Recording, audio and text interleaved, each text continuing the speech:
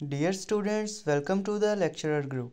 आज हम 2025 वाली न्यू बुक के चैप्टर नंबर 5 जो कि टिश्यू ऑर्गन और ऑर्गन सिस्टम के बारे में है, उसकी एक्सरसाइज के एमसीक्यू सॉल्व करने जा रहे हैं।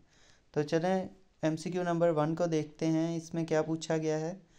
तो एमसीक्यू नंबर 1 है, उसमें पूछा जा रहा है a higher level of organisation exhibits emergent properties when. तो इसमें पूछा गया है कि हायर लेवल ऑफ ऑर्गेनाइजेशन जो है उसकी क्या मेन जो बात है या खसूसियत है। नीचे उन्होंने चंद जो हैं वो उसकी खसूसियत लिखी हुई हैं। तो इसमें से जो ट्रू ऑप्शन है, its part interact to perform more function.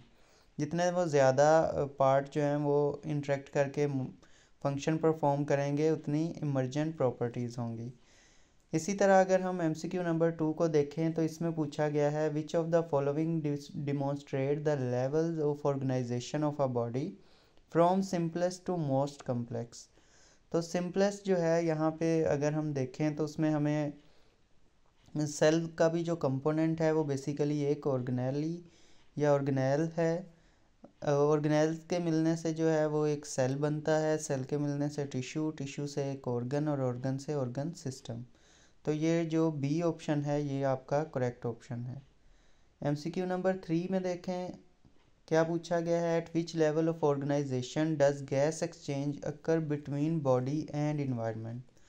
अब बॉडी और इन्वायरमेंट के दरमियान का जिक्र किया गया है। तो बॉडी और इन्वायरमेंट के दरमियान जो है वो ऑर्गन सिस्टम लेवल जो कि हमारा रेस्पिरेटरी सिस्टम है उससे जो है वो सांस हमारा बाहर इन्वायरमेंट में जा रहा है। तो organ system level in the respiratory system, D option जो है वो हमारा करेक्ट है। ठीक है। माइटोकॉन्ड्रिया पे तो बिल्कुल सेलुलर लेवल पे बन जाता है, वो तो बिल्कुल भी नहीं है। ठीक है, तो इस लिहाज से हमारा डी ऑप्शन करेक्ट है। अगर हम फोर्थ एमसीक्यू को देखें, इसमें क्या पूछा गया है, एपिथेलियल टिश्यू इन स्टमक वाल इज़ रिस्पॉन्सिबल फॉर प्रोड्यूसिंग। तो म्यूकस भी प्रोड्यूस करते हैं, पेप्सिनोजन भी, हाइड्रोक्लोरिक एसिड भी, ऑल ऑफ दीज। तो ऑल ऑफ दीज जो यानी कि डी ऑप्शन जो है वो करेक्ट है। अगर एमसीक्यू नंबर 5 को देखें, इसमें क्या पूछा गया है, तो 5 में है in the wall of the stomach which tissue also contain blood vessels and nerves. तो इनमें जो है वो इनर कनेक्टिव टिश्यू जो है वो बेस्ट ऑप्शन है। ये बेसिकली सब म्यूकोसा लेयर होती है जिसके अंदर जो ब्लड वेसल्स और नर्व वगैरह जो हैं वो प्रेजेंट होती हैं। अब हम सिक्स्थ एमसीक्यू को देखते हैं जी। तो in a leaf which tissue is primarily responsible for photosynthesis. तो लीव्स के अंदर जो है वो मीज़ोफिल टिश्यू जो हैं वो रिस्पॉन्सिबल होते हैं। उनके अंदर क्लोरोप्लास्ट जो है वो काफ़ी मिकदार में मौजूद होते हैं जिसकी वजह से वो फोटोसिंथेसिस करते हैं। अब सेवन्थ एमसीक्यू को देखते हैं, इसमें क्या पूछा गया, what is the primary function of the xylem tissue in leave. तो जाइलम और फ्लोएम जो है वो ये वास्कुलर बंडल्स हैं। अगर इनको देखा जाए तो जाइलम जो है उसका काम है वाटर को ट्रांसपोर्ट करना और फ्लोएम जो है उसका काम होता है फूड को ट्रांसफ़र करना।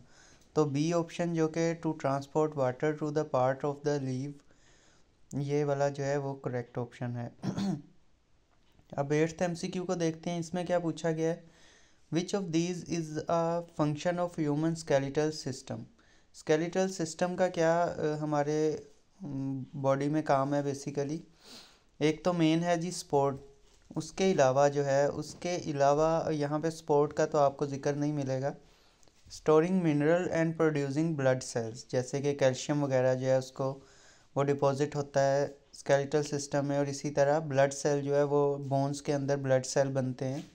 तो ये जो है ये काम भी हमारे स्केलेटल सिस्टम का है। उसके बाद अगर हम नाइन्थ एमसीक्यू को देखें तो इसमें पूछा गया है which structure are responsible for the transport of food in the plant body. तो अभी हमने बात की थी कि जाइलम जो है वो पानी यानी वाटर की ट्रांसपोर्ट में इम्पोर्टेंट है और इसी तरह फ्लोएम जो है वो फूड की ट्रांसपोर्ट के लिए प्रेजेंट होता है प्लांट्स के अंदर। अब टेंथ एमसीक्यू को देखते हैं, इसमें पूछा गया है in a plant which of the following is the primary function of the flower. तो फ्लावर जो है वो बेसिकली उसका फ्लावर बेसिकली तो रिप्रोडक्शन के लिए है, लेकिन यहाँ पे जो है वो फैसिलिटेटिंग रिप्रोडक्शन थ्रू पॉलिनेशन लिखा हुआ है, तो ये भी उसी का ही काम है। बेसिकली फ्लावर के ऊपर जो है वो एंथर, स्टिग्मा, स्टाइल, ओवरी वगैरह, ये जो मेल और फीमेल रिप्रोडक्टिव पार्ट प्रेजेंट होते हैं और वहाँ पे पॉलिनेशन होती है, फिर ओवरऑल इसे रिप्रोडक्शन जो है वो कहते हैं। तो ये आ गया हमारे 10th MCQ।